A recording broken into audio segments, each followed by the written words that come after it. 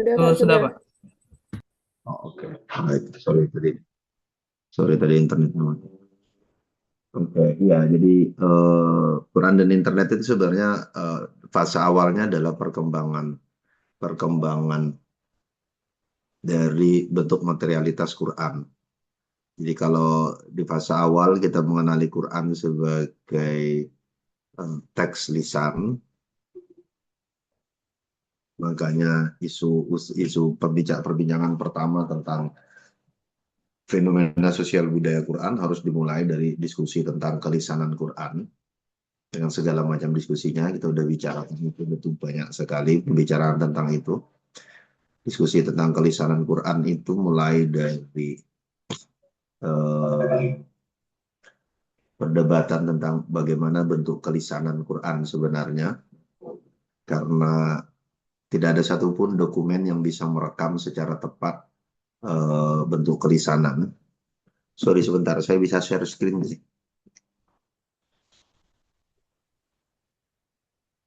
Bisa Kak. Terus, Bentar coba. sudah Foto Kak. Zoom whiteboard. Oke, pakai Zoom whiteboard saja.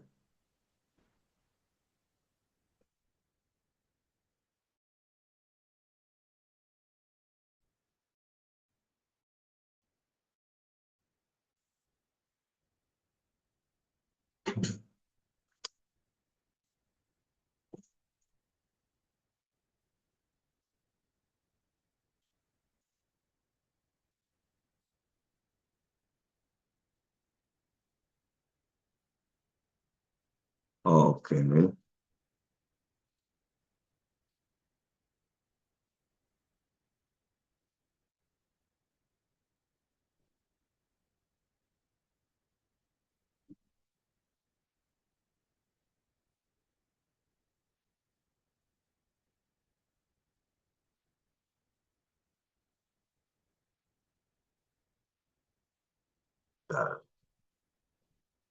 Oh, papan tulisnya ke save di sini ya.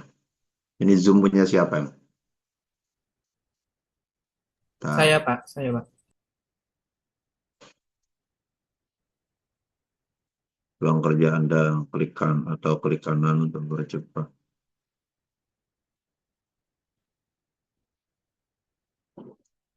Kok lama? Oh, oke, baik.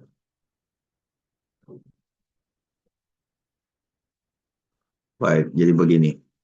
Jadi fenomena apa namanya? Fenomena internet itu sebenarnya adalah kelanjutan dari transformasi materialitas Quran. Jadi materialitas pertama Quran itu berbentuk lisan. Itu materialitas paling awal. Kita udah bicarakan itu di awal-awal banget perkuliahan. Nah, terhadap kelisanan itu, terhadap materialitas kelisanan memang ada perdebatan yang sangat keras di kalangan para sarjana studi Quran.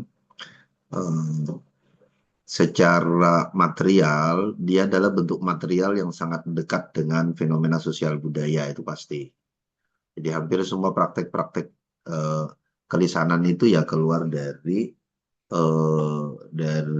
fenomena fenomena sosial budaya. Jadi karena kelisanan itu ada gaya bahasa, ada intonasi, ada pilihan kata atau diksi yang semuanya sangat ditentukan oleh ruang sosial budaya di mana orang bertutur.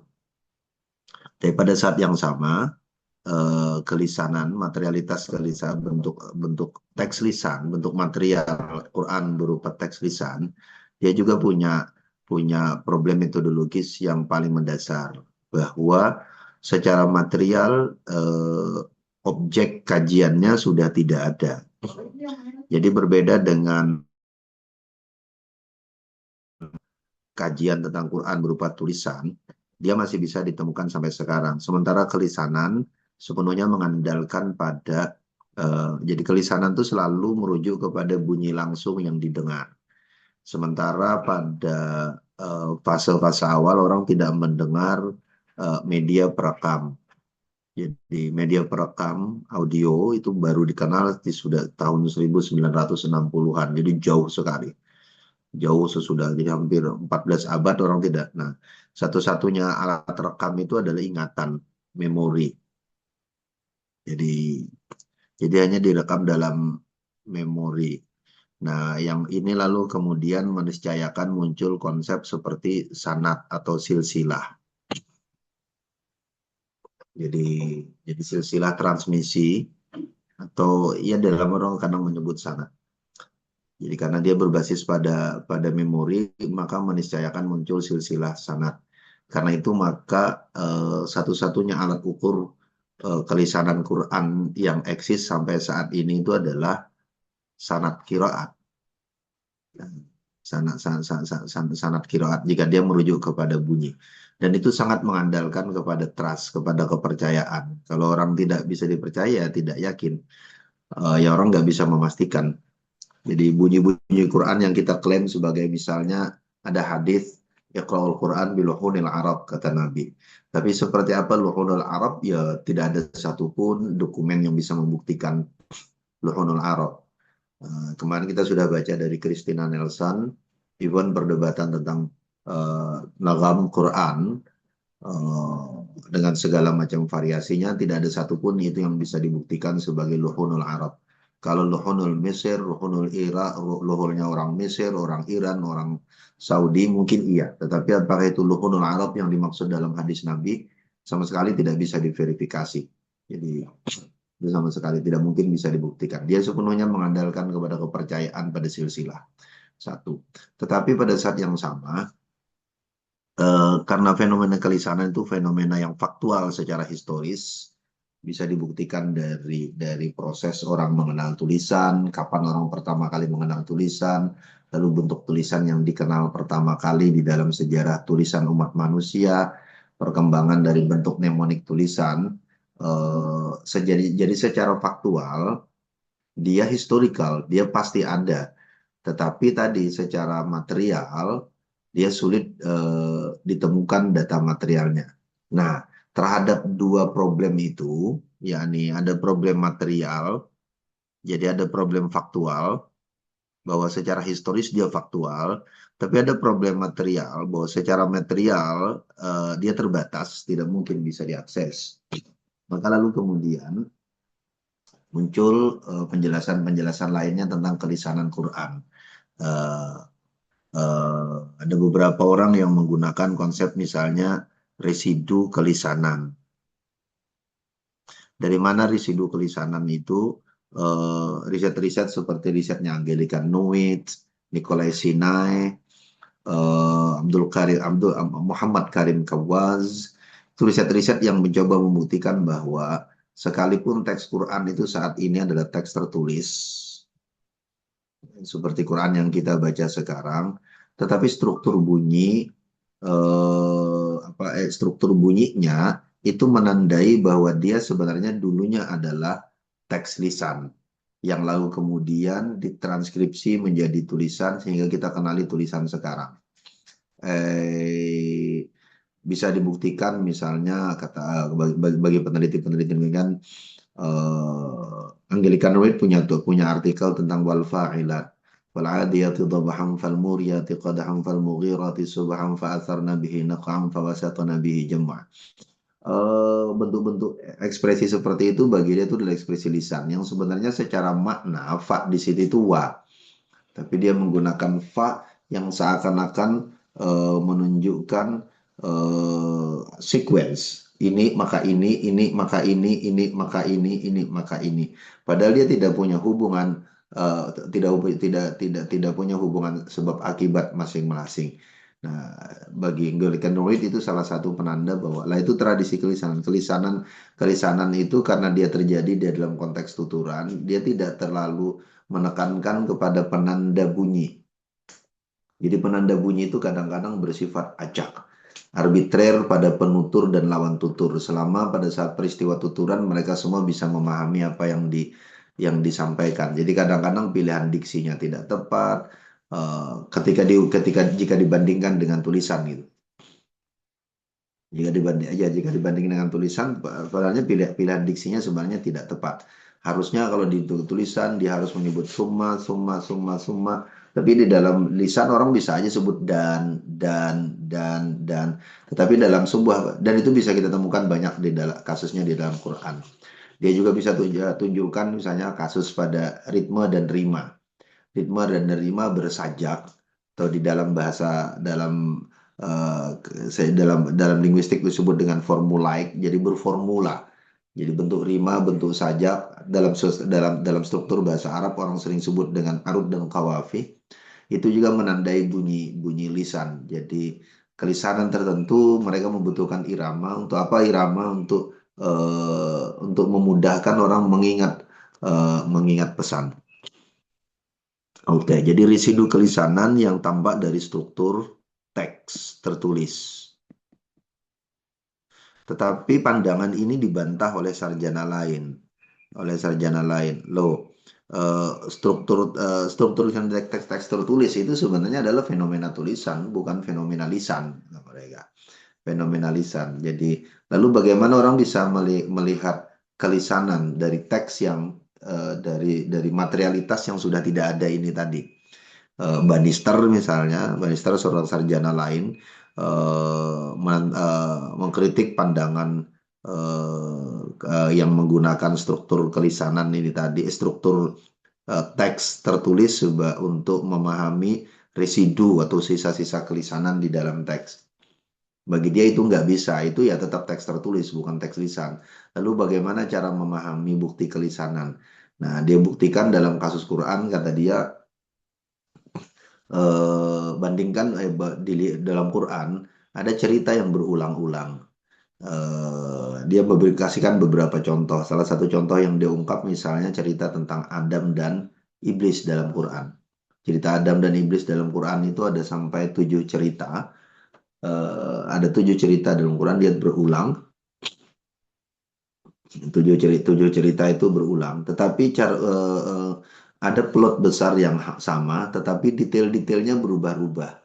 Detailnya berubah sesuai dengan perubahan struktur kalimat atau pernyataan sebelum dan sesudahnya. Ada yang pendek, ada yang panjang. Nah, bagi dia itu membuktikan bahwa teks ini asalnya adalah teks lisan. Dari mana ketahuan? Dari struktur narasi. Jadi dia bukan pada struktur teksnya, tapi pada struktur narasinya. Nah, karena dia kelisanan, jadi narasi itu bisa diulangi dengan cara yang berbeda walaupun konsep besar narasinya sama. Jadi kayak orang dalam rentang waktu tertentu menceritakan ulang cerita yang sama, dia tidak akan mengingat secara detail A to Z cerita itu. Jadi bukan kayak orang menghafal teks Pancasila gitu. Tapi ini orang bercerita. Maka ketika cerita yang sama yang dia pahami diulangi di kesempatan yang lain, maka akan muncul variasi-variasi narasi dari cerita itu. Nah, itu membuktikan kata dia bahwa narasi ini sebenarnya adalah narasi lisan. Akan berbeda kalau narasi itu adalah narasi tertulis. Narasi tertulis akan muncul konstan, jadi sifat konstan dari teks itu. Jadi tadi itu membuktikan bahwa teks ini dulu lisan. Nah, yang terakhir bukti lain yang mereka tunjukkan adalah bahwa memang secara material artefak pertama tulisan terhadap teks Quran itu ya ditemukan pasca kenabian. Itu yang diceritakan oleh siapa? Kita pindah ke Terapis Jadeh kemarin bahwa artefak pertama tentang tulisan Quran itu ya pasca kenabian, tidak ada yang pada masa kenabian. Jadi misalnya kita semua tahu menghafal sejarah Abu Bakar yang melakukan pengumpulan naskah pertama kali pada masanya atas permintaan Abu Bakar. Tapi sejarah itu selesai di sejarah saja, dia tidak punya bukti material. Mana barang yang dulu dikumpulkan pada masa Abu Bakar sampai sekarang tidak. Termasuk naskah yang di dalam sejarah disebut dikumpulkan di rumahnya Hafsah, itu juga secara material nggak ada. Jadi secara material, even naskah yang dikumpulkan pada masa Utsman, yang diklaim sebagai Mushaf Utsmani, itu sampai sekarang juga terjadi perdebatan. Satu-satunya naskah yang dianggap merujuk kepada masa itu adalah yang diklaim disimpan di Museum Topkapi Turki. Topkapi. Ya, di Topkapi Palace. Jadi istana Topkapi yang lalu kemudian dijadikan museum di Turki sampai saat ini. Yang diklaim di situ ada bercak darahnya Utsman, tetapi tidak ada satupun uji karbon yang bisa membuktikan keabsahan itu. Jadi uji karbon di dalam filologi belakangan adalah alat uji yang paling akurat, bukan paling akurat, paling mendekati waktu yang tepat masa dari penggunaan kertas atau bahan tulisan. Nah, naskah yang ada di Topkapi sampai sekarang tidak pernah dilakukan uji karbon. Berbeda dengan naskah-naskah yang lain. Kodek Aisyah misalnya, yang diklaim sebagai Kodek Aisyah juga tersimpan di Turki, sudah dilakukan uji karbon dan ditemukan bahwa usianya itu paling dekat ke masa kenabian adalah 25 tahun. Jadi rentang usia bahan itu ada di 25 sampai 50 tahun pasca kenabian. Artinya lumayan jauh. Itu baru merujuk kepada bentuk naskah. Kepada fisik naskah. Belum lagi orang merujuk kepada jenis tulisan yang sifatnya mnemonik. Artinya tidak kita kenali seperti tulisan sekarang, tulisan terbatas, sederhana, sebatas sebagai alat untuk mengikat atau memicu ingatan atau hafalan seorang penghafal Quran. Oke, baik. Nah, selesai di fase kelisanan, lalu masuk ke fase kedua, yakni fase tulisan. Terhadap fase tulisan ini, bentuk materialitas Quran berkembang dari tulisan yang bersifat manuskrip. Manuskrip ini adalah tulisan orang per orang, jadi manuskrip personal. Yang lalu kemudian seperti Mushaf Utsmani itu masih dianggap manuskrip personal, mushafnya Abdullah bin Mas'ud itu dianggap sebagai manuskrip personal, ada Kodek Aisyah, sebagian klaim ada Kodeknya Ali setelah kasus peristiwa San'a, dia manuskrip personal. Nah, lalu kemudian manuskrip yang bersifat komunal. Yang mana manuskrip komunal ini sebagian peneliti klaim dia baru mulai di sekitar abad ketiga atau abad keempat, ketika muncul tradisi guru mendiktekan atau mengimlakan. Dia tidak hanya terjadi pada kasus Quran, dia terjadi pada transmisi keilmuan Islam keseluruhan. Jadi ada hadis, di dalam hadis seorang murid lalu kemudian mulai menulis hadis dari gurunya, atau banyak pula para ulama saat itu yang mengajar dengan cara mengimlakan kitabnya. Lalu kemudian murid-muridnya menulis. Itu yang menjelaskan misalnya kayak kasus Al-Itqan fi Ulumil Quran As-Suyuti, itu sudah di abad pertengahan, sudah di abad ke-10. Itu pun bagi sebagian ulama meyakini bahwa dia teks yang dikarang Suyuti, tapi lalu kemudian diajarkan oleh Suyuti kepada muridnya dengan cara diimlakan. Lalu murid-muridnya yang belajar itu menyalin dari dia. Makanya sekarang kita bisa menemukan manuskrip Al-Itqan fi Ulumil Quran As-Suyuti itu dalam beberapa versi. Ada seorang peneliti di Jerman, Islam Dayeh namanya, dia meneliti tentang dia membandingkan 3 manuskrip Al-Itqan fi Ulumil Quran untuk menemukan satu urut teks dan 2 kopi. Urut teks itu adalah teks yang paling tua, yang diklaim sebagai teks awal, dan yang lainnya adalah kopi. Nah, teks awal itu adalah teks yang ditulis langsung oleh As-Suyuti sebagai bahan dia mengajar. Nah, kopi ini adalah teks yang ditulis oleh mahasiswanya ketika mereka, siswanya, santri-santrinya ketika mereka mengajar atau diimlakan. Nah, fase selanjutnya muncul fase cetak. Ini sudah sangat belakangan sekali, sudah di abad ke-20 tahun 1900-an. 1800 tradisi cetak sudah muncul, ada Maraki dan sebagainya, tetapi dia belum terlalu masif, mulai masif di abad ke-20, 1900-an. Walaupun 1800-an dia juga sudah, 1800-an akhir sudah mulai ya, Maraci itu.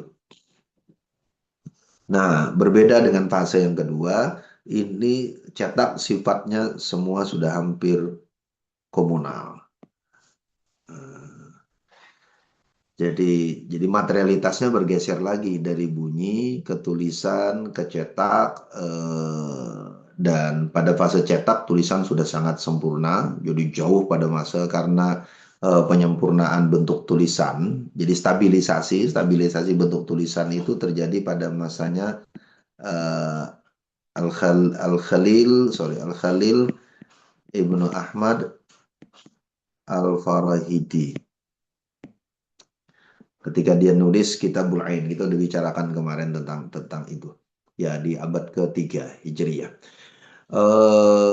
Cetak mulai komunal, karena komunal sifatnya resepsinya juga banyak. Nah, terakhir kita meloncat ke fase paling terkini, yakni fase digital.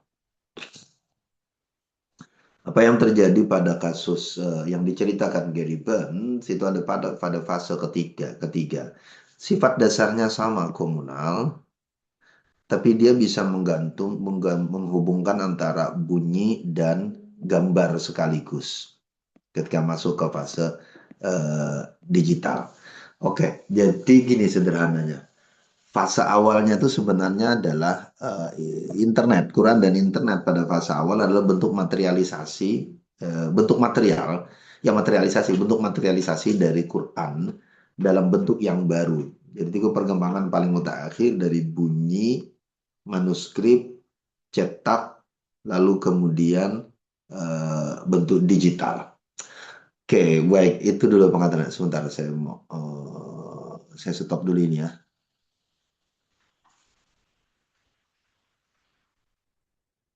Nggak muncul. Masih ada di layar, Pak. Oh, sebentar. Harus saya hentikan dulu ya. Oh, oke, baik. Oke, sebentar. Saya mau ke belakang sebentar.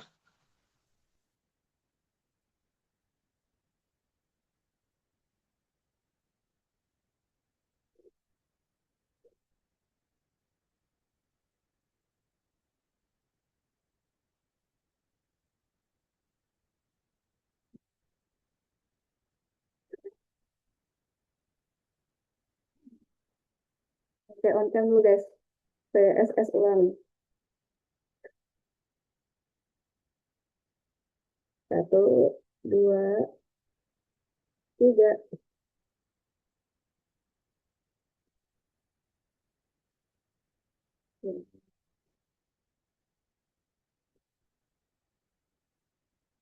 Harus on cam. Oke, mantap. 20 orang tadi.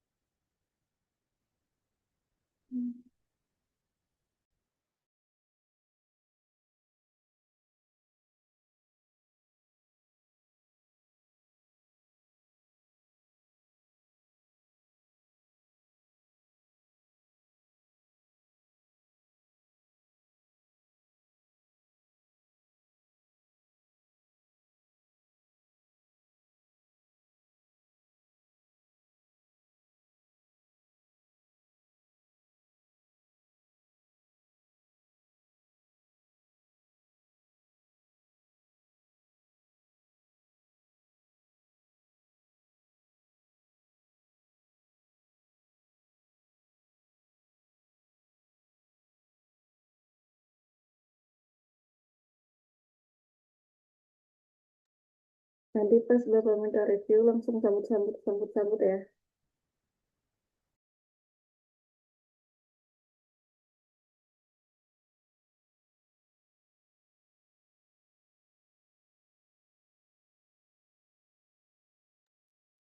Wah, Yul kelihatan.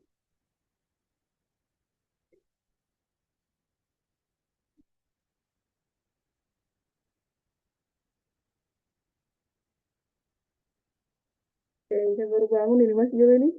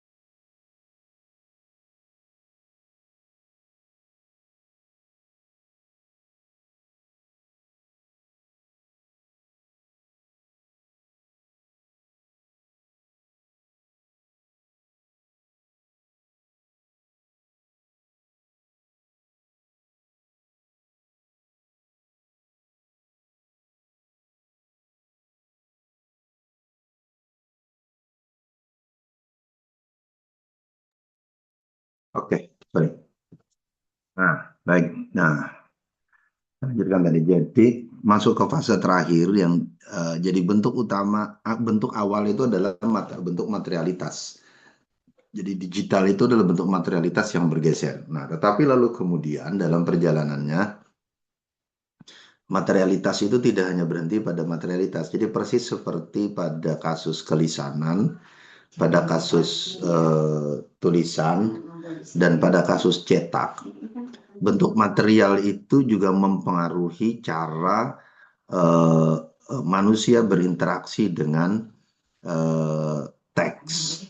Jadi apakah dia teks lisan, teks tulisan dalam bentuk manuskrip, atau teks cetak dalam bentuk yang masif, dan teks digital, perubahan bentuk material itu juga merubah cara manusia berinteraksi dengan teks tersebut. Jadi pada fase kelisanan, orang berinteraksi lebih performatif. Jadi performatif, kontekstual, direct. Jadi orang sangat mengandalkan kepada otoritas, pemegang otoritas bunyi, makanya orang harus talaki. Tapi pada fase tulisan, tulisan bisa mewakili orang, makanya lalu kemudian orang mengenal tradisi ijazah yang dulu nggak dikenal. Tradisi ijazah dalam tradisi transmisi keilmuan Islam, baik di Quran, di hadis, ataupun ilmu-ilmu lainnya, adalah tradisi sesudah orang mulai mengenal ketika bentuk materialitas teksnya bergeser ke teks tertulis. Pada fase bunyi, tradisi ijazah sebenarnya belum dikenal. Jadi tradisi ijazah itu pertama kali ya dikenal dengan tradisi itu. Nah, karena orang mulai mengenal tradisi ijazah, mulai terjadi pergeseran posisi otoritas. Jadi otoritas personal itu sudah mulai bisa digantikan oleh otoritas teks. Jadi dalam tradisi ijazah, orang ketika sudah mendapat ijazah, maka lalu kemudian dia akan punya otoritas baru dengan ijazah itu, sekalipun pada saat proses transfer pengetahuannya, dia tidak utuh. Jadi berbeda dengan pada kelisanan. Nah, pada tradisi cetak lebih jauh lagi, cetak memunculkan kemungkinan munculnya varian-varian cetak baru. Jadi tidak hanya sekedar tentang siapa yang memegang otoritas, jadi orang bisa baca Quran tanpa perlu guru. Jadi orang hanya berguru di mana, lalu kemudian sisanya dia akan baca sendiri. Tapi tidak hanya itu, cetak itu juga bisa bekerja secara material sendirian. Sekarang orang mengenal mushaf buat anak-anak, orang mengenal mushaf perempuan dengan model warna-warnanya, lalu ada mushaf orang tua yang tulisannya besar, belum lagi terhadap teks cetakan ini, orang menyiapkan para teks yang beragam. Para teks itu maksudnya begini, teks Qurannya ya Quran itu, bacaan alif lam mim sampai mulai dari Fatihah sampai An-Nas, itu Qurannya. Tapi terhadap itu muncul para teks, mulai dari misalnya ornamen, warna tulisan divariasikan, atau ditambahkan dengan hadis-hadis sabab nuzul. Tidak hanya itu, tambahkan lagi dengan hadis-hadis tematik sesuai dengan isi, dan seterusnya. Tentu penambahan itu ada yang bersifat normatif, sekedar mengambil dari sumber lain, tapi dia juga tidak kadang membawa pesan-pesan ideologis tertentu dari si pemasang para teks gitu. Jadi para teksnya menjadi sangat sangat sangat cair terhadap cetak. Nah, para teks yang berbeda akan menyentuh ide yang berbeda dari pembacanya, yang melahirkan resepsi yang berbeda. Jadi kalau dilihat di masa Nabi nggak ada tradisi nyungging. Nyungging itu cara Jawa ku mushaf Quran dicium gitu kan. Kita punya tradisi mencium itu karena persentuhan kita dengan mushaf cetak. Jadi ketika dia mushaf berbentuk bunyi, orang tidak mengenal tradisi menyungging, mencium, mencium mushaf atau menempatkan mushaf di atas. Itu ya ada, nggak ada. Tradisi itu muncul sesudah orang lalu kemudian bertransformasi menjadi tulisan. Nah, revolusi materialnya menjadi disebut revolusi karena perubahannya menjadi sangat cepat dan kadang tidak terukur adalah ketika dia bertransformasi lagi menjadi bentuk digital. Karena dia bisa merekam bunyi, dia juga bisa merekam materialitas gambarnya, lalu dia bersifat sangat cepat, dia bisa muncul di mana saja dengan waktu yang cepat, dan dia bisa merangkum informasi yang begitu banyak dari yang asalnya terbatas. Jadi mulai dari lisan, manuskrip, tulisan, lisan, tulisan, lalu kemudian cetak. Ya bentuknya memang semakin masif, tapi dia tetap dibatasin oleh bentuk materialnya. Sementara pada ruang digital, dia memang dibatasi oleh ruang digital, tapi dia menjadi sangat terbuka, sangat bebas. Informasinya menjadi sangat banyak, yang lalu kemudian berdampak pada munculnya otoritas yang jauh lebih cair dari sebelumnya. Orang sekarang bisa belajar tajwid tanpa perlu guru. Orang bisa belajar tafsir juga tanpa perlu guru. Jadi tidak memerlukan lagi konsep ijazah yang yang sebelumnya sangat kuat di era tulis itu menjadi tidak penting lagi. Talaki yang menjadi sangat dominan pada era lisan juga bisa digantikan oleh internet. Nah, jadi maka digital humanities yang sebelumnya hanya bicara tentang bentuk material agama, termasuk Quran dalam bentuk digital, sekarang berkembang pada konsepsi-konsepsi kemanusiaan yang dikonstruksi oleh media digital atau ruang digital. Jadi tidak lagi sekedar transformasi bentuk dari yang asalnya lisan, tulisan, cetak, lalu menjadi bentuk digital, tetapi dia juga memberikan konstruksi baru kemanusiaan kita. Jadi kemanusiaan manusia gitu. Jadi ya termasuk dengan Quran. Jadi cara orang berinteraksi dengan Quran, cara orang memahami Quran, relasi antar orang, semuanya dirubah oleh media digital. Jadi dan itu perkembangan yang mutakhir dalam kajian-kajian tentang digital humanities, di mana internet merupakan bentuk dasarnya. Jadi istilah mereka sebut dengan eh, eh, IoT. IoT itu Internet of Things. The Internet of Things. Oke, baik. Ini tinggal 10 menit. Eh, baik, saya mau dengar cepat saja. Monggo silakan. Ada yang mau bicara? Apa yang Anda baca dari Gary Bunn? Saya, Pak. Ya, kan Saya, Pak. kayak karena ini kita berarti kita wrap up aja hari ini ya. Kita wrap up perkuliahan. Jadi prinsipnya adalah kita yang perlu Anda pahami adalah bahwa bagaimana saya berharap tidak ada lagi bukan tidak ada lagi. Anda tidak perlu terjebak dengan perdebatan living Quran itu apa sih, metodologinya itu apa sih? Karena sebenarnya isu utamanya adalah dia menggunakan perangkat-perangkat keilmuan sosial humaniora sebagai alat baca, tetapi sebagai objek materialnya dia bicara tentang perubahan-perubahan bentuk material Quran yang dari sejak awal sampai sekarang. Nah, lalu kemudian bentuk-bentuk material itu juga merubah lanskap sosial budaya yang mengitari bentuk material itu, baik yang memproduksinya ataupun yang meresepsinya.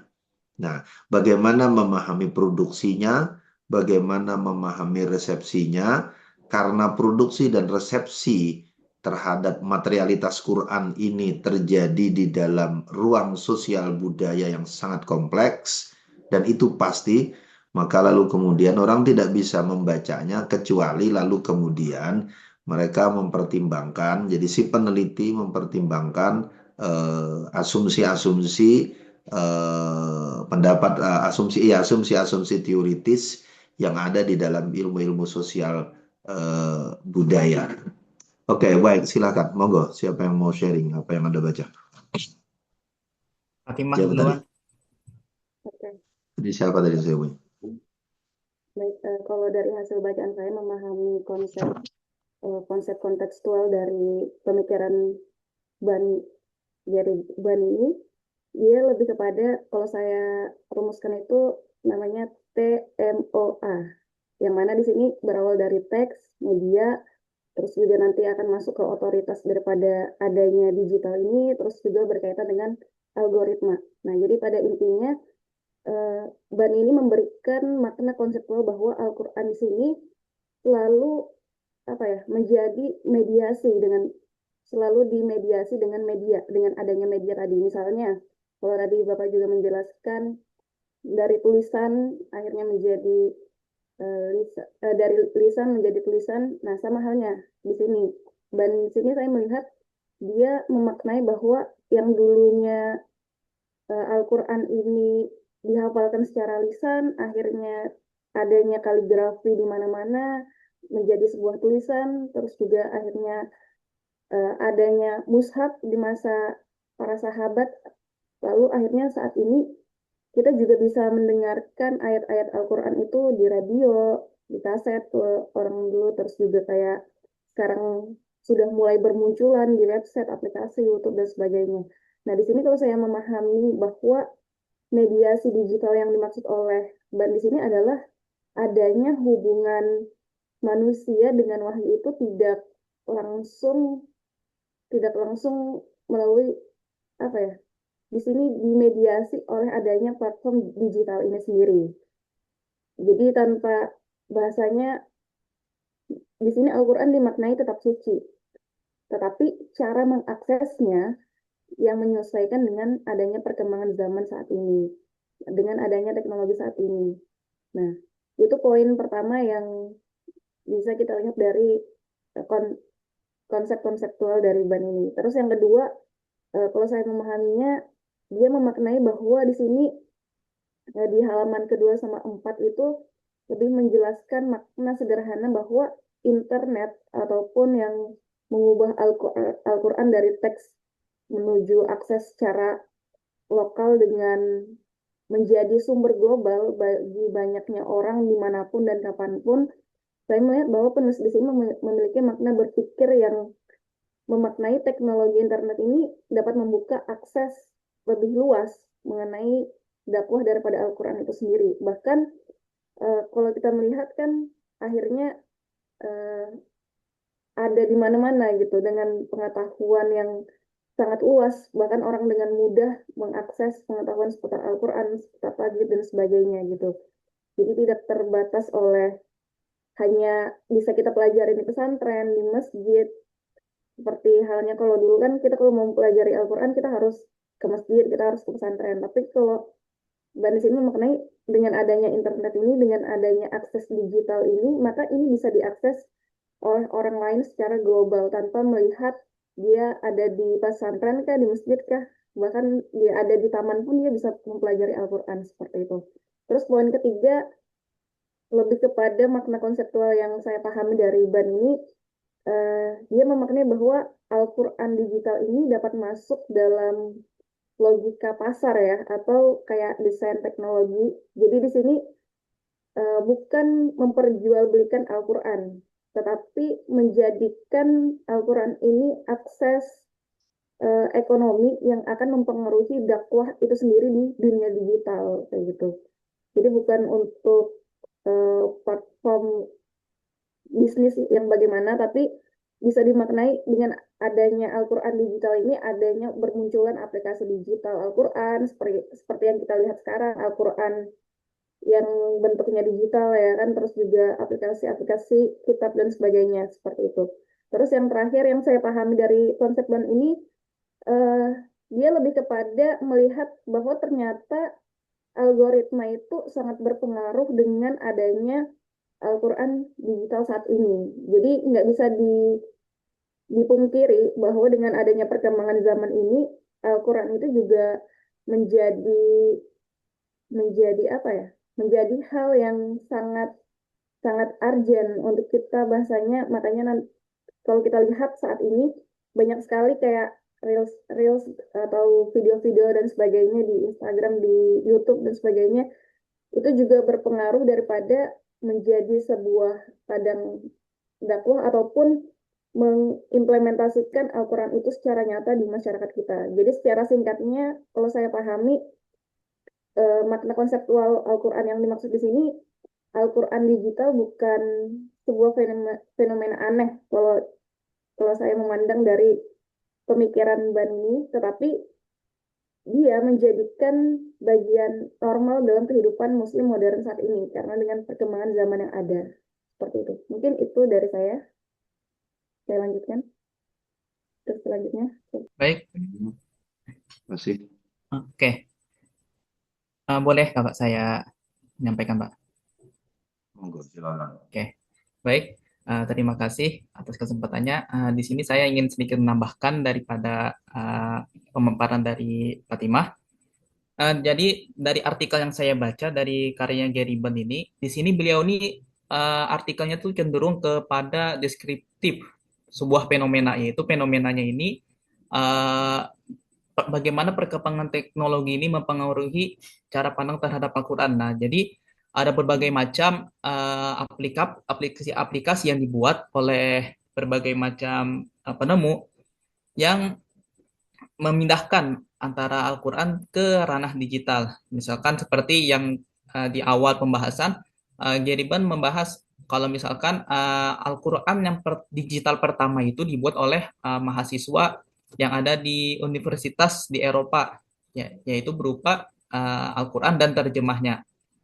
Kemudian ada juga Al-Quran yang nantinya produk-produk bentuk Al-Quran digital yang berbagai macam fitur, misalkan seperti fitur tutor, fitur audio, fitur uh, dan sebagainya. Dan kemudian ada juga uh, diskusi-diskusi tentang tafsir-tafsir Al-Quran itu di media sosial seperti WA, YouTube, Twitter dan sebagainya.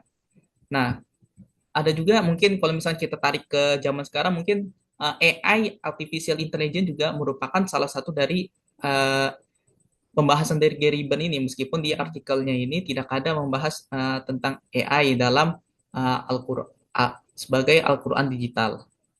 Ada juga di sini Gary Burn menjelaskan ada beberapa masalah dari Al-Quran digital, misalkan dari ada ditemukan terjemah Al-Quran yang menerjemahkan Allah sebagai God di dalam bahasa Inggris, yang menurut beberapa uh, pengamat penerjemahan itu salah, karena Allah ya Allah, God itu beda dengan Allah, karena God itu kan digunakan misalkan ke istilah-istilah dewa-dewa lain, misalkan seperti Zeus, Wisnu dan sebagainya, dan sehingga kalau dari pendapat para ulama salah penerjemahan. Jadi di sini ada tantangan baru, diperlukannya otoritas-otoritas yang mengamati Al-Quran digital.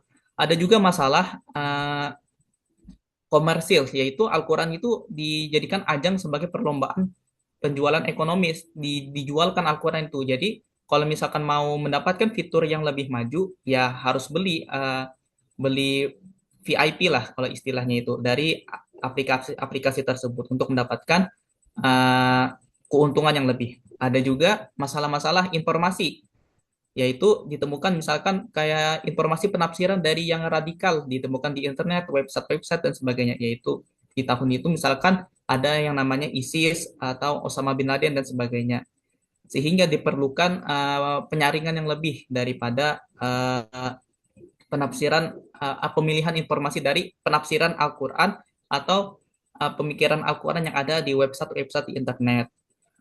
Kemudian di sini saya mencoba menghubungkan apa yang ada di artikel Gary Burn ini dengan buku beliau yang lain yaitu Islamic Algorithm. Meskipun saya tidak dapat akses langsung dari bukunya, di sini saya mendapatkannya dari artikel-artikel yang membahas Islamic Algorithm.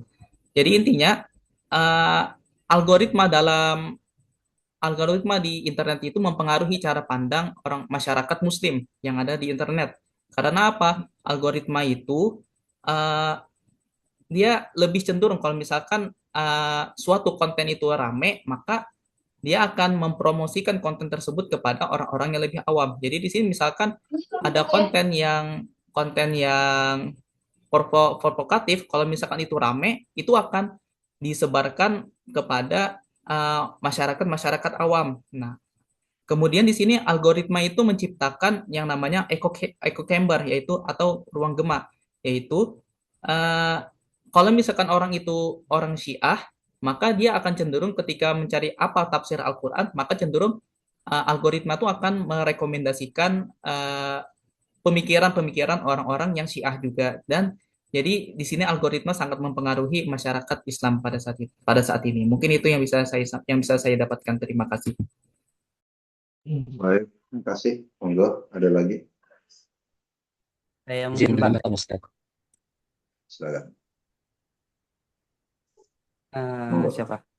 Pak, Silakan. kalau dari saya mungkin terkait tentang artikel beliau, mungkin sama seperti teman-teman yang sebelumnya. Mungkin saya akan nambahkan di sini sekitar 1 menit lah ya, 1 menit mengenai tentang buku beliau yang lain yang saya bandingkan ketika beliau menulis tadi tentang Al-Quran. Mungkin ini lebih luas yaitu hashtag Islam.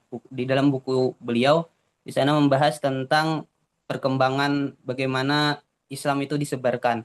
Nah, di situ mungkin eh, lebih kepada Islamnya sendiri, baik terkait Al-Qur'annya ataupun pembahasan-pembahasan yang lainnya.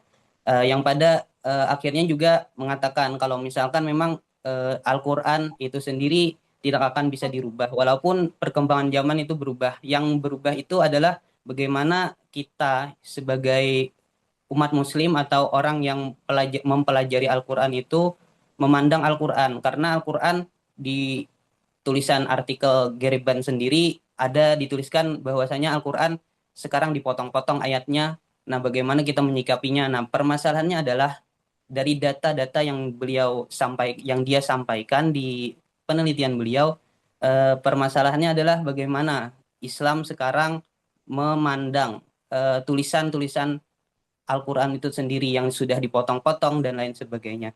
Nah, itu mungkin Pak dari saya. Selanjutnya saya mungkin ada sedikit pandangan Pak terkait tentang proses daripada Al-Qur'an itu sampai ke kita. Yang mana tadi kan kita sudah sudah belajar dan mengetahui data-data bagaimana Al-Qur'an itu sampai kepada kita. Yang pertama itu adalah lisan. Dan data-datanya tadi bisa kita lihat dari narasinya, naskahnya, sebagaimana yang Bapak sampaikan. Dan juga sebagaimana Al-Qur'an sampaikan, yaitu wa idza qara'nahu fattabi' qur'anah. Artinya Al-Qur'an disampaikan dengan lisan memang. Tapi Pak, kalau misalkan ada pertanyaan diarahkan kepada kita, Al-Qur'an apakah awalnya itu berbentuk lisan atau tulisan? Kalau misalkan saya menjawabnya tulisan Pak, apakah benar? Karena di ayat yang lain juga dijelaskan bahwasanya bal huwa Qur'anum Majid fi lauhim mahfuz. Artinya Al-Qur'an sebelum sampai kepada kita itu sudah tertulis di lauh mahfuz, dan itu mungkin tidak bisa dibuktikan dari sains ataupun penelitian-penelitian karena itu berbentuk goib mungkin Pak. Jadi kalau misalkan ada pertanyaan itu ditujukan kepada kita, kalau misalkan kita menjawabnya awalnya adalah tertulis sebelum lisan, sebagaimana kita bisa buktikan, itu apakah benar Pak? Kalau misalkan memang pandangan ini salah, mungkin bisa dikoreksi Pak. Mungkin begitu Pak. Oke, baik, terima kasih. Saya jawab yang terakhir ya. Ya, jawabannya ya nggak bisa. Nggak bisa karena ketika kita bicara Quran di ruang akademik, kita harus tidak hanya Quran, sebenarnya semua agama. Ketika orang bicara tentang agama, kalau bicara tentang kitab suci di ruang akademik, Maka orang harus bisa memilah mana domain yang bersifat teologis, mana yang domain bersifat historis teoritis. Yang bersifat teologis ya semua yang dihubungkan dengan yang gaib itu ya sifatnya teologis. Isa itu anak Tuhan itu teologis, Buddha itu dapat pencerahan, enlightenment lalu dia jadi Buddha itu teologis. Sriti dan Smriti di dalam Hinduism itu teologis karena itu isu tentang seorang orang soleh atau seorang suci, clerics mendengar lalu apa yang dia dengar dia sampaikan. Kan nggak ada yang bisa memverifikasi persis seperti Muhammad diklaim mendengar dari Tuhan dari teks yang sudah terjaga di sana, yaitu sifatnya teologis.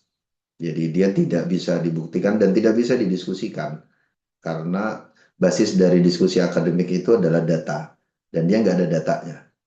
Jadi satu-satunya data itu adalah klaim teologis dan itu terjadi pada agama semua agama itu pasti sifat punya basis teologis. Kecuali Scientology yang mengklaim bahwa di agama tapi tidak menggunakan basis basis teologis tapi sebenarnya berbasis kepada bukti-bukti material rasional. Yaitu juga muncul Scientology muncul karena kelelahan mereka terhadap agama-agama yang pada titik tertentu akan berhenti pada klaim teologis gitu. Bagi dia ya harusnya enggak. Maka muncul Scientology, dia bisa menjelaskan surga, neraka berdasarkan penjelasan rasional dari neuro, dari cara bekerja saraf-saraf otak manusia. Ya, jadi jawabannya ya tidak bisa, karena memang tidak mungkin, tidak menjadi mana-mana yang bisa dijelaskan secara historical, secara teoritis, ya lisan tadi. Even terhadap kasus lisan pun tidak ada bukti material yang bisa ditunjukkan. Pada kasus kelisanan, satu-satunya yang bisa dilakukan adalah asumsi metodologis terhadap data yang ada sekarang. Jadi orang melakukan analisis dengan data yang ada sekarang, lalu membandingkan dengan data-data semasa. Data-data semasa itu artinya kan ya persis seperti orang mau menulis biografi seorang tokoh misalnya. Tokohnya sudah mati, udah nggak bisa ditanya lagi. Tapi orang bisa mengandalkan artefak yang ditinggalkan si tokoh, tulisan yang mungkin ditanggalkan si tokoh, tapi orang juga bisa membandingkan dengan orang-orang yang semasa dengan si tokoh. Bisa bertanya atau bisa mendatingkan dengan data-data yang semasa untuk mengklaim bahwa orang ini sekolah di sekolah A, maka dia bisa dibuktikan dengan cara melihat bahwa pada tahun itu sekolah A itu sudah ada, pada tahun itu sudah ada orang di tempat itu.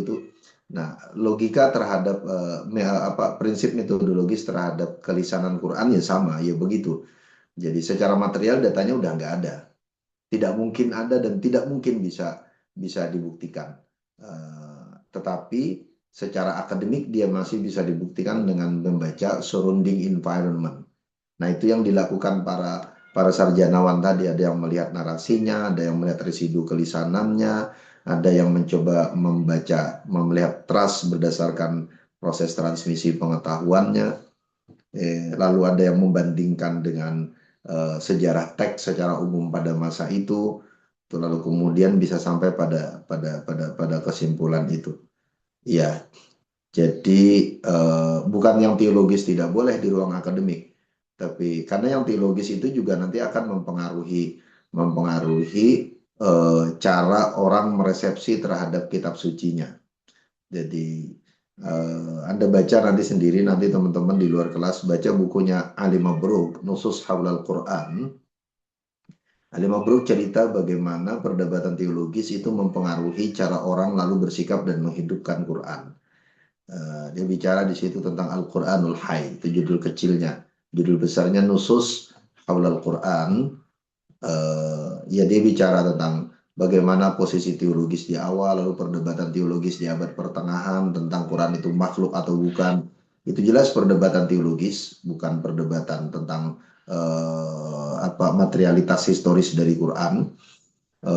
Karena sama-sama nggak bisa dibuktikan Quran itu makhluk atau bukan, karena itu perdebatan tentang perdebatan ilmu kalam tentang relasi antara Quran dan sifat dan hasil dari sifat. Jadi bagi Mu'tazilah Quran tidak punya sifat, maka kalam itu bukan sifat tapi dia adalah makhluk, maka kalam Tuhan itu berarti makhluk. Tapi bagi orang-orang Asy'ari Maturidi, Allah itu punya sifat, sifat itu bukan zat. Sifat bukan zat, tetapi zat punya sifat yang melekat kepada zat tersebut. Maka sifat itu dia bukan zat, tetapi dia bagian yang tak terpisahkan dari zat. Kalau begitu, sifat kalam itu bukan makhluk, karena sifat kalam itu adalah bagian dari zat. Ini perdebatan sangat teologis, ini clear perdebatan teologis, bukan perdebatan historis material. Tidak ada bukti material, yang mana materialitas yang diperdebatkan nggak ada. Tetapi lalu kemudian perdebatan itu mempengaruhi cara orang lalu kemudian berinteraksi dengan Quran. Jadi orang-orang Sunni, Asy'ari, Maturidi yang meyakini sifat melekat kepada zat, maka kalam itu adalah sifat yang menjadi bagian dari zat, maka Quran itu adalah kalam. Kalau begitu Quran ini bukan makhluk, maka lalu kemudian ketika dia bertransformasi dalam bentuk bunyi, orang harus mendengarkan, karena ini sedang mendengarkan kalam Tuhan. Kalau dia berbentuk tulisan, maka tulisannya harus dimuliakan. Tulisannya memang bikinan manusia, tapi dia memuat sesuatu yang berasal dari kalam Tuhan, dari sifat Tuhan. Maka akhirnya muncul tradisi. Jadi yang teologisnya memang tidak untuk diperdebatkan, dinyatakan salah benar. Jadi persis seperti perdebatan Asy'ari Maturidi dengan Mu'tazilah, Sunni dan Mu'tazilah secara umum, tidak akan selesai memperdebatkan mana yang benar, mana yang tidak. Pasti ada alur logikanya. Tapi bagi para peneliti ilmu sosial belakangan adalah yang mau dilihat bagaimana perdebatan itu memfasilitasi praktek-praktek sosial budaya kemudian. Dan itu makanya lalu kemudian di dalam perspektif antropologis, di dalam antropologi di awal saya sudah sampaikan itu, di dalam antropologi sifat dasar scripture, kitab suci itu adalah relasional. Relasional itu sesuatu itu menjadi sifat suci, kitab suci karena ada orang yang relate themselves to the text as a scripture. Jadi ada orang yang menghubungkan dirinya kepada teks sebagai kitab suci. Maka Quran itu kitab suci bagi orang Islam karena orang Islam merelate dirinya kepada Quran itu sebagai kitab suci. Dengan cara apa mereka merelate itu? Nah, teologi tadi menjadi penting dibicarakan karena teologi itu menjadi alat mereka untuk merelate bahwa oh ini kitab suci. Dan Quran tidak menjadi kitab suci bagi seorang Kristen. Kenapa? Karena dia tidak memegang teologi ini. Nah, sebaliknya Bible itu historically dia selevel dengan hadis. Tapi bagi orang Kristen dia adalah kitab suci. Kenapa? Karena ada posisi teologis yang mengkonstruksi cara mereka merelate diri mereka kepada kitab suci, kepada teks itu. Bagi orang Islam, jelas dia bukan kitab suci. Karena mereka tidak bisa merelate. Jadi, how people relate themselves to the text as a scripture, itu sepenuhnya dipengaruhi, bukan sepenuhnya, dia akan sangat dipengaruhi oleh posisi teologisnya. Itu satu. Nah, kemudian yang kedua, tetapi bagaimana posisi teologis itu mempengaruhi cara orang masuk ke dalam ruang sosial budaya, itu juga sangat ditentukan oleh komunitas. Jadi nggak pernah personal.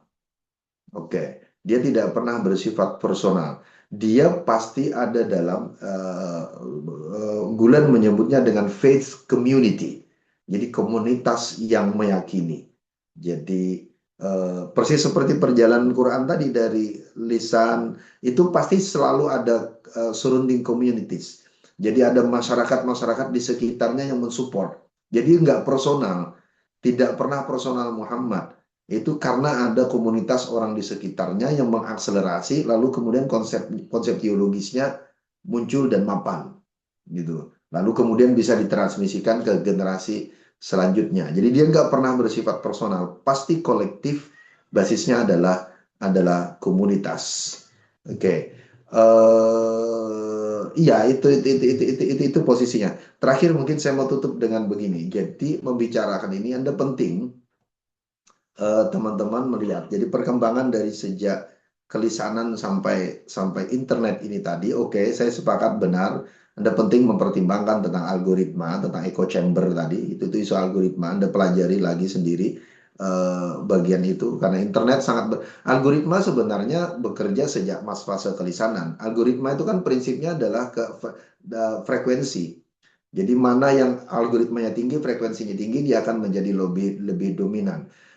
Jadi kalau orang di masa dulu itu adalah desas-desus, itu kan membangun algoritma. Nah, hanya sekarang di ruang internet, desas-desus itu menjadi diakumulasi dan mengalami proses echo chamber tadi. Dulu juga punya echo chamber, tapi echo chambernya gede, luas sekali. Dan sekarang echo chambernya menjadi mengecil dengan isi frekuensi yang tinggi. Jadi orang Islam akan lebih senang mendengar penjelasan tentang Quran dari orang Islam juga. Kalau ada yang berlawanan, kita langsung negasikan. Oke. Nah, tapi begini, saya mau catat tadi sempat disinggung oleh siapa, saya lupa. Ada soal. Jadi penting ketika membaca transmisi Quran dari sejak lisan sampai digital, lalu bagaimana ruang sosial itu dia dipengaruhi oleh ruang sosial, tapi juga mempengaruhi ruang sosial, itu yang oleh Nasr Hamid Abu Zaid sebut dengan dia muntigus thaqafah, dia muntaj thaqafi, dia dikonstruksi oleh ruang sosialnya, tapi pada saat yang sama dia juga muntigus thaqafah, dia menciptakan peradaban, dia menciptakan. Nah, yang lalu kemudian di dalam bahasa modern, orang lalu kontemporer, dalam kajian-kajian teori-teori media kontemporer, orang bedakan tapi terhubung antara media, mediated, dan mediatized. Oke, media itu barangnya yang memediasi, mediated bagaimana media itu toolsnya, mediated itu proses memediasinya pada saat itu juga, mediatized bagaimana media ini secara dalam jangka panjang dia mengkonstruksi cara berpikir. Dalam kasus Quran, dalam ruang digital ini misalnya, ruang digital internet itu media. Itu medianya internet. Tapi dia mediated. Lalu kemudian dia berfungsi untuk memindahkan Quran yang sebelumnya bunyi orang per orang menjadi bunyi langsung yang bisa kita dengar tanpa bertemu dengan orangnya. Itu mediated. Atau kita tidak perlu lagi buka mushaf di sana karena mushafnya langsung bisa kita buka di dalam teks kita. Dia mediated. Bisa sama, bisa berubah. Mediated itu. Dia bisa merubah dari bentuk awal, bisa juga tidak. Apalagi sekarang ada AI yang bisa bikin fake gitu kan. Jadi mediated itu juga orang harus hati-hati banget. Dia gambar orang ngaji di sana, kita tidak hadir ke sana, kita nggak ketemu orangnya. Tapi sekarang kita bisa lihat seakan-akan dia ngaji di hadapan kita. Itu mediated. Jadi sesuatu yang tidak berada di hadapan kita, in a short term, dalam jangka pendek, dia dimediasi ada di hadapan kita saat ini. Dan itu terjadi di TV, radio sebelumnya. Tapi pada saat yang sama dia juga mediatized. Mediatized, nah itu yang kita ceritakan tadi. Dia mengkonstruksi cara berpikir orang. Mengkonstruksi cara berpikir orang. Karena sekarang orang media belajar Quran itu udah muncul di internet, maka muncul kultur baru bahwa orang tidak perlu berguru. Nah, tidak perlu guru. Saya sebentar sini.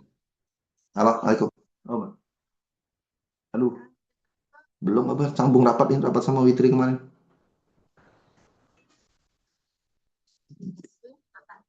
Abang nggak makan juga. Jangan ditungguin, doain aja panjang umur sehat gitu. Oh ya sebentar, ya ini kelasnya juga belum, ya kelasnya juga belum selesai, udah ditunggu. Ya, gitu. Ya, emang itu. Ya, Ocha, Azad, suruh ke belakang. Suruh ke belakang ke Bupri, ntar nyusul. Ke belakang kata Mama, di Bupri. Sarapan di situ semua. Ya, oke, baik, Star. Jadi, mediatized, dia lebih long term, tapi mediatized merujuk kepada kultur, kepada budaya yang dirubah oleh media ini. Jadi sederhana. Jadi media itu alatnya. Mediated itu adalah bagaimana alat ini berfungsi memediasi sesuatu yang di tempat lain ada ke sini dengan cara apapun. Nah, mediatized, ya kita sebut dengan mediatisasi adalah bagaimana media yang memediasi ini tadi berfungsi merubah cara berpikir, merubah cara bersikap, merubah cara berperilaku, termasuk yang sederhana tadi yang disebut Gary Bunn dengan merubah otoritas. Jadi algoritma itu dengan sendirinya merubah konsep kebenaran. Jadi dulu yang benar itu orang mulai, sekarang yang benar yang diulang-ulang itu yang benar. Kalau dia diulang-ulang menjadi, walaupun dia ya hoax itu, contoh sederhana itu hoax. Hoax itu diulang-ulang lalu kemudian orang menjadi baru, itu mediatisasi. Atau tadi kasus otoritas orang, oke, nggak perlu guru lagi, orang cukup dengan internet dengan segala kecanggihannya, orang bahkan bisa ngaji, kerekam, lalu kemudian internet akan ngasih tahu tingkat akurasinya dengan cara baca yang benar. Jadi kalau jadi orang bisa menentukan sendiri makharijul hurufnya udah benar atau tidak, bunyinya benar atau tidak dengan internet, lalu kemudian tidak membutuhkan guru, orang bisa berdebat. Contoh paling gampang bagaimana mediatisasi terjadi saat itu dulu saat ini adalah kalau Anda ingat perdebatan tentang wali pada kasus Ahok. Nggak tahu Anda mengikuti nggak itu? Perdebatan tentang wali pada kasus Ahok di media itu benar-benar merubah otoritas. Semua orang menjadi seperti ahli tafsir. Padahal sudah hampir dipastikan mayoritas mereka yang berdebat itu ya baca internet aja. Nggak ada yang benar-benar ngaji kitab tafsir gitu. Yang bilang bahwa kalau menafsiri wali dengan kata yang lain selain dari pemimpin itu tafsir yang sesat. Tafsir sesat itu hampir dipastikan ilmunya didapatkan dari internet. Ini bukan karena membaca tafsir, tetapi kan masif sekali dan hidup sekali. Jadi dia benar-benar merubah otoritas.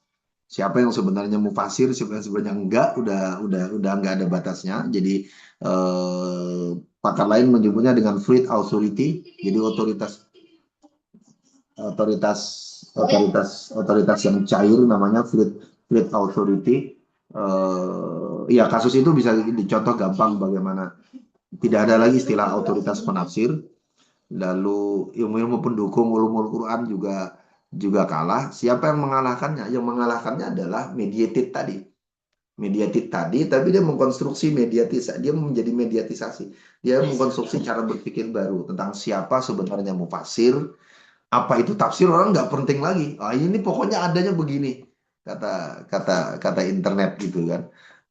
Akhirnya ya, jadi di luar perdebatan politisnya, kalau bagi peneliti Quran, kasus Ahok dulu itu sebenarnya adalah catatan hitam dunia tafsir di Indonesia. Bagaimana otoritas penafsir ya kalah sama otoritas netizen. Otoritas tafsir itu berubah jadi otoritas digital, semua orang jadi mufasir, nggak jelas ilmunya apa, semua orang bisa komentar tafsir berbeda lalu orang bisa jadi kafir, padahal dunia tafsir itu adalah dunia yang sangat open source. Jadi kalau orang biasa ngaji tafsir, orang akan ketemu tentang perdebatan para mufasir, tapi perdebatan itu menjadi hilang karena apa? Karena mediatisasi tadi. Jadi mediatifnya algoritmanya naik yang satu tafsir, lalu kemudian dan echo chamber tadi, orang tidak mau mendengar yang lain, dia mau dengerin punya dia aja, yang dia mau dengar aja yang dia mau dengar, yang orang lain dia nggak mau dengerin gitu kan. Jadi ya itu bekerja semuanya. Oke, pendeknya gini, jadi di dunia digital bukan sesuatu yang harus ditakuti, tetapi di dalam ruang akademik dia harus difahami. Jadi sifatnya harus dipahami, yang lalu kemudian membuat studi tentangnya menjadi sangat hidup. Jadi studi tentang itu sekarang hidup sekali, kajian-kajian itu. Ada Hedy Campbell, Digital Religion, ya nama-nama besar, ada Hedy Campbell, ada Gary Bunn, ada Peter Mandeville. Di dalam studi hadis itu ada Yusuf Khalid. Yusuf Khalid nulis tentang algoritma hadis, itu keren sekali, ada risetnya tentang hadis. Jadi dia bisa mencoba memetakan diksi, ruang, tempat, tokoh berdasarkan algoritma hadis. Jadi dia bikin data mining, bikin database jutaan hadis dari berbagai kitab, lalu dia bikin peta. Itu keren, itu risetnya Yusuf Khalik.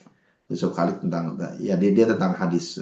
Dulu ketika diskusi saya tanya, bagi dia sih sebenarnya sangat mungkin riset dia tentang hadis itu digunakan kepada Quran dengan menggunakan database tafsir.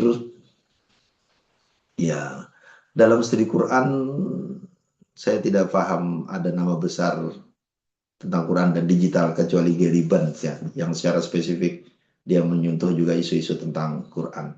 Dalam hadis sebenarnya selain Yusuf Khalik ada Amar, ya Allahumma sholli ala sayyidina Muhammad. Ada Amr Riyad, Al-Misri orang Mesir, kalau Yusuf Khalik tadi orang Turki. Ya, ada banyak nama sebenarnya yang penting dibaca. Oke, baik, sampai di situ. Udah 8:30 deh. Oke, saya harus sambung rapat yang lain memang jam 8. Monggo, ada pertanyaan sebelum kita tutup? Kita wrap up kelas aja hari ini ya. Oke, ya pesan besarnya itu tadi. Anda jadi pertama pahami tentang perubahan bentuk material dari Quran dan literatur tentang itu banyak yang harus dibaca, tidak cuma satu dua. Lalu kemudian pahami dengan baik bagaimana perubahan material itu ada dalam ruang sosial, tapi dia juga mempengaruhi ruang sosialnya. Dan yang ketiga tadi, perubahan itu sebenarnya adalah perubahan media. Tapi perubahan media itu tidak hanya merubah medianya, ya tadi medianya, atau mediated bagaimana cara media bekerja, tapi dia juga mediatisasi. Dia pasti akan merubah kultur yang menyertainya. Nah, bagaimana memahami itu semuanya? Karena dia terjadi dalam ruang sosial budaya, maka Anda membutuhkan perangkat-perangkat ilmu sosial. Jadi harusnya belajar mata kuliah ini tandemnya adalah belajar tentang teori-teori sosial. Ada buku sederhana, misalnya bukunya Isser, Anda bisa baca itu judulnya How to Do Theory. How to Do Theory itu bukunya Wolfgang Isser.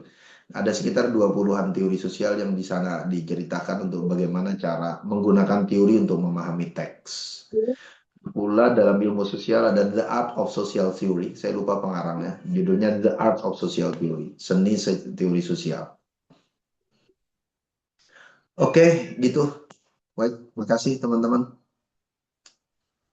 Ini question sebelum kita tutup. Oke, untuk tugas akhir nanti saya sampaikan ya. Saya biasanya tugas akhirnya ada harus mereview 3 buku. Nanti, oke. Saya tidak punya isu tentang apa namanya, tentang waktu. Tapi saya akan tanya sama siapa sekretaris Pak Fuad ya? Pak Yusuf Kardalawi. Ya, siapa? Sorry, sekretarisnya siapa? Sekretaris Prodi. Pak Yusuf Kardalawi. Oh, isu kode baru tak? Enggak, tetap Oh, yang yang kemarin. lama.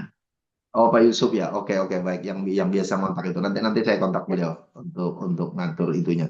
Oke. Oke, nanti saya kirimkan secara tertulis di Google Classroom panduan untuk bikin tugas akhir. Ya. Ya. Jadi tugas akhir saya biasanya review. Saya tidak usah. Yang pasti saya ingatkan berkali-kali wanti-wanti ke Anda, pastikan Anda tidak gunakan AI ya, karena saya bisa dengan mudah membaca itu kalau AI. Lalu kalau ternyata AI, saya tidak akan mengkonfirmasi ulang ke Anda. Jadi saya hanya akan pastikan bahwa tugasnya failed gitu. Tugasnya gagal itu saja. Ya jadi biar efektif kerjanya. Oke, baik, makasih teman-teman. Udah. Oke, saya dipanggil tetangga ya, dari tetangga ulang tahun minta didoain gitu. Baik Pak, boleh kita foto sekali Pak? Oke, monggo silakan.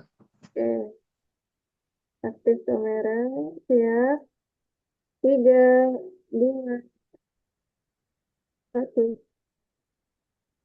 Bentar.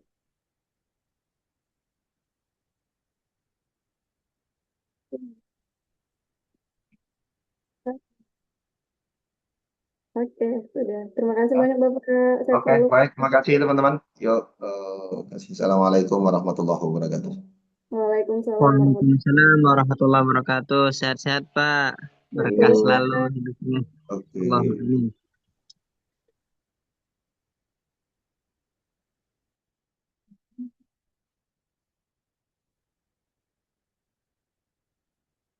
Guys, jangan lupa isi kuesioner. Kuesioner. Diisi. Oke? Pak Semalam Rijali. membuka pada mau. Oh iya kah? Pak Rijali mau ini.